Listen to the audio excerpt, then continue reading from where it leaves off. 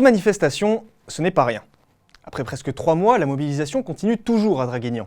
Et bien que le nombre de grévistes baisse à nouveau, il est loin d'être le plus bas depuis le début du mouvement. Et oui, depuis les premiers cortèges où l'unité de l'intersyndicale posait encore question, jusqu'au dernier où les actions de blocage se sont généralisées dans toute la France, du chemin a été fait. Aujourd'hui, faisons un bilan de l'évolution des manifestations à Draguignan afin d'améliorer notre compréhension du mouvement. Un mouvement social, par définition, il respire, donc avec des hauts et des bas, donc des mobilisations très fortes et des mobilisations moins fortes. Il est clair qu'aujourd'hui, ce ne sera pas le jour où il y aura la plus grande mobilisation, mais toujours est-il qu'on sait que les collègues soutiennent. Pour celles et ceux qui étaient là, on se rappelle de la première manifestation comme de celle des syndicats. L'intersyndicale avait fait son retour en force et à Draguignan, un cortège exceptionnel s'était rassemblé. Une certaine fébrilité était présente alors que l'on se demandait toujours si le mouvement allait être reconduit. Et les leaders locaux comme Gilles Piazzoli insistaient sur le besoin de marquer un grand coup.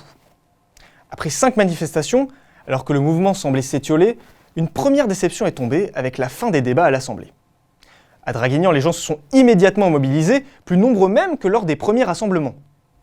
Le discours s'était alors un peu durci et les personnes interrogées ont toutes répété leur volonté que le mouvement ne s'arrête pas. 2 manifestations plus tard, il ne restait que 800 manifestants à Draguignan selon la police. Le second coup dur est lui aussi venu de l'Assemblée, avec le 49-3, faisant monter la mobilisation à son point le plus haut, que ce soit à Draguignan ou dans toute la France. On a pu à cette occasion remarquer l'arrivée massive de la jeunesse, pour la première fois réellement présente dans le cortège, venue tout droit du lycée Jean Moulin ou du lycée du Val d'Argence. Dans la région, des actions étaient mises en place par l'intersyndicale ou la CGT les semaines suivantes pour se faire entendre, comme le blocage de la zone des Bréguières ou du dépôt de la Farlède. Et si lors de cette dernière manifestation, on observe à nouveau une baisse du nombre de manifestants, le discours est, lui, plus engagé que jamais. C'est qu'on voit bien qu'il y a une petite faiblesse dans les mobilisations, mais ce qui est normal, hein, je disais ça fait 12, 13 jours, 14 jours de grève pour certains, pas pour tous, mais pour certains, ça commence à peser dans les portefeuilles des salariés. C'est inadmissible ce que fait le gouvernement, c'est inadmissible. Donc fatalement, il y a une baisse. Mais imaginons dans les têtes des salariés. Dans les têtes des salariés, c'est la colère et le dégoût qui règnent.